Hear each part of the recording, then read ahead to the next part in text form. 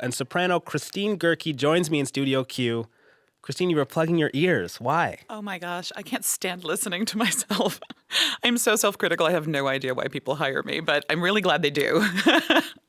Well, we just heard a bit of what you'll be doing live on stage later this week. What do you have to do to get your voice ready for that? It depends on the day, to be honest. Sometimes we wake up and our voices are a lot more ready to go than others, but it usually takes me anywhere between a half an hour to 45 minutes, just, the kind of things that you think. We actually do warm up in the shower. We all sound like rock stars in the bathroom. Everybody sounds like a rock star in the bathroom. And I know I do. Yeah, well, I know, clearly. I mean, obviously. But we do scales, and I like to make sure that I get some exercise in the morning to get my body going. And, it's just sort of making a lot of weird noises until they sound like opera. And this will be the first time you played Brunhilde in a full opera production. That's right. How are you feeling about that? I'm so excited. It's the kind of thing where everyone has heard that clip. Everyone knows this piece, even if they don't think that they do. And, for somebody who's a singer, it's something that you kind of dream you might do someday. And there's only a handful of women that ever get to do this. And I am so honored and so wildly excited about getting an opportunity to actually sing this.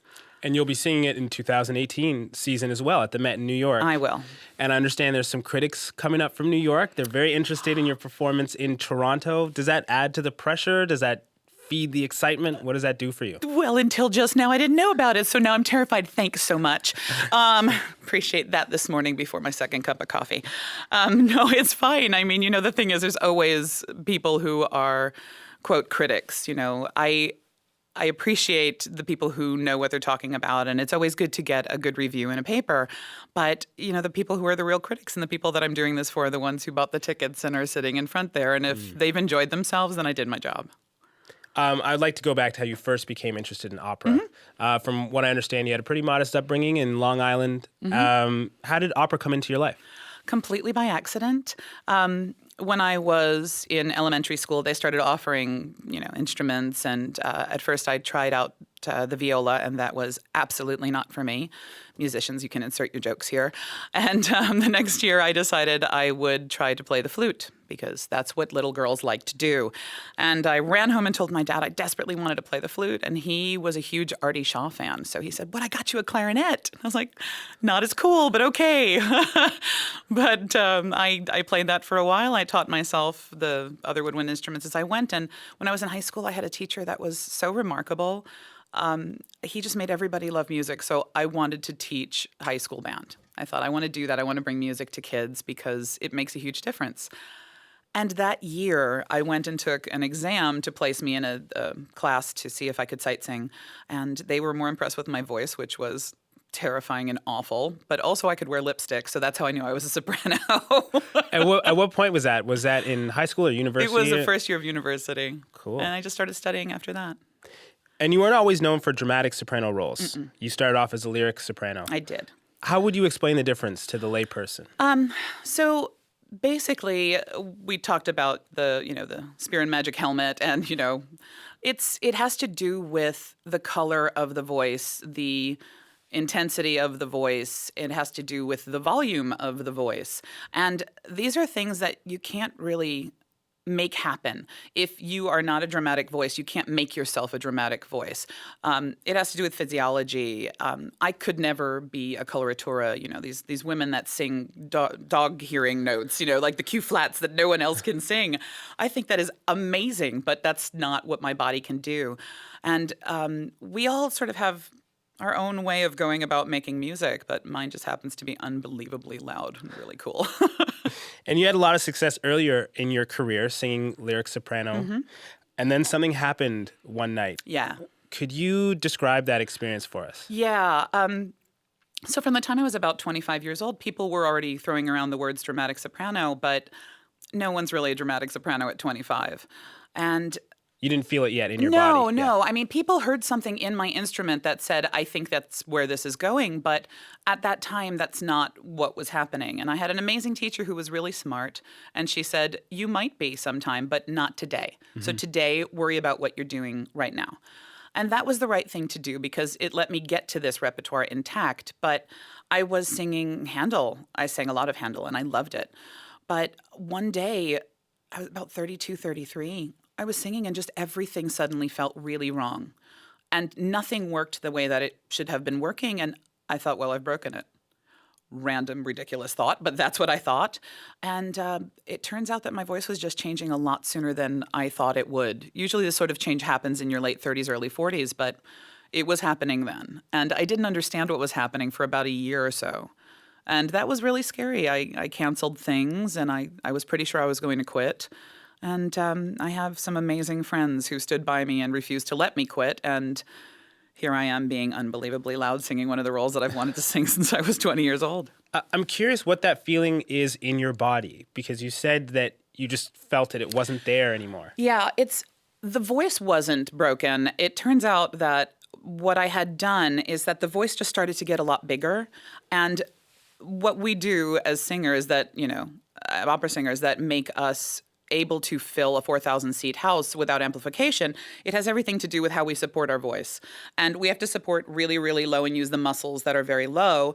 And little by little, because my voice was getting bigger, I somehow or another, without realizing it, separated myself from that support. So I was singing really high, and basically it was making my throat feel really tight. It's hard to explain this physicality, but it was wrong. And the minute I reached down and I reconnected with my support, everything changed. So. And you said for a moment you thought your voice was broken. Yeah, I know. Isn't that the most ridiculous thing to say? But I mean, it's terrifying. Though, it in is the moment. terrifying because I was having a great career. I was singing a lot of Mozart. I was singing a lot of Handel, and I work very hard. I have really enjoyed the study of classical music, all of the history, and all of a sudden to think that all of that is just gone in a moment. That's very scary. And I also didn't want to walk away from this and be embarrassed. I was really proud of what I had done. So it was a very terrifying moment on a lot of levels for me. And from what I understand, there was a teacher that really helped you identify what it was. Yeah. I was really frightened, and I had remembered a master class that I did when I was in the Young Artist program at the Metropolitan Opera, and I thought, I have a funny feeling this lady is going to get it. And so I contacted Diana Soviero, who is still my teacher, and I went in to see her, and I was so terrified and so wrapped up in the fear of everything is done now that I couldn't get through a 3-page Strauss song. I was in tears. Wow. And she basically just looked at me and said, I don't know why you've disconnected from your support, but that's going to stop right now. And within 3 months, she had everything right back on track again. And it turned out to be not a big deal at all. It just felt like it was. I'm really curious, not just about the physiology of that sort of retraining, not rehabilitation, but retraining, but also the psychological and the emotional aspect of connecting with your voice, because that's almost a spiritual thing too. That's true. Could you talk about that? Yeah, we don't think about that unless something goes wrong with it. This is something that we use every day to communicate, to talk, to take care of people. And singing aside, when something happens to your voice, it's like a piece of you is missing. And we don't think about it until something does go wrong. But it showed me how much my voice identified me and how much I let it do that. And I thought for a long time, if I actually had to walk away from this, it would be who would know me and who would understand me at all. And in the end, it turned out to be that there was something else waiting. So looking forward as opposed to hanging on to the past, it seems like that is a really hard question to answer. I haven't had a second cup of coffee. You can't do this to me. I'm really curious about a teacher's relationship as far as that dimension of it, because I understand their expertise as a singing trainer, but and the physical, but there's also the psychology Yeah. of connecting with your voice. I'm really curious about that. Was she instrumental in that too? Oh my gosh, yeah. And the thing is we can be a super neurotic bunch. I will admit that right off the bat. And it's really hard. What we do as any performer, we go out on stage and put our souls on the line every single time we walk out there. And we know that some people are going to love what we do and some people are not going to love what we do. And that's cool because that's the nature of live performance. But we have to somehow disconnect from the fear that we're going to displease somebody. And we have to wholly embrace the fact that we have something amazing to offer the people in front of us.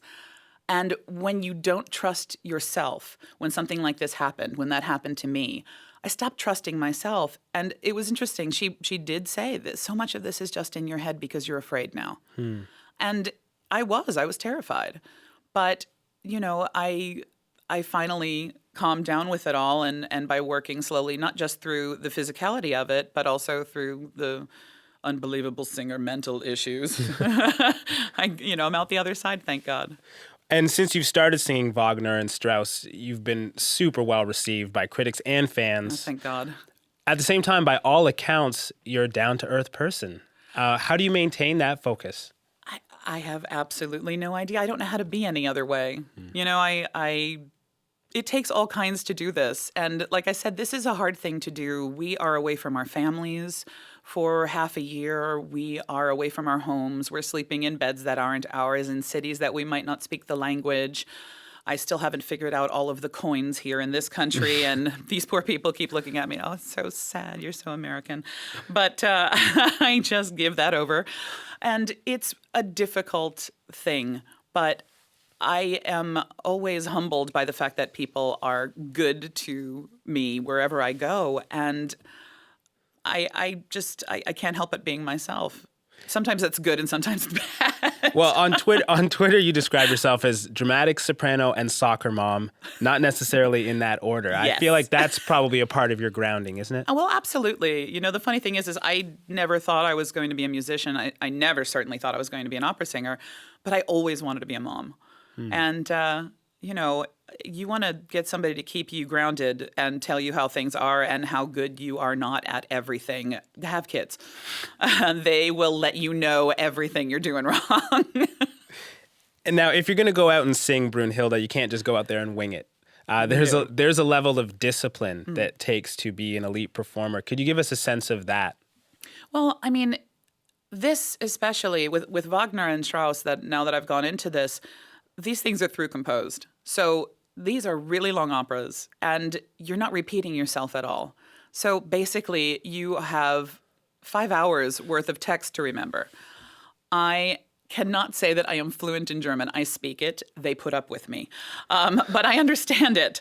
And, there's a lot of study involved in not just the language, but also how to use the language in a big hall, how to make sure that you are you're being heard over the orchestra. And then there's the connection that you have to have with people on stage for that long. And it's very interesting. I have found that since I've switched into this repertoire, my colleagues are the nicest people on the planet. There's no cattiness. There's no egotism. Everyone holds each other's hand because they know this is ridiculously hard, what we do. And that's been one of the biggest joys of moving into this repertoire. That's really cool. It is really cool. Now, opera voices develop over a lifetime. Singers often don't peak until their 40s. Yeah. Where do you feel like you are on that trajectory right now?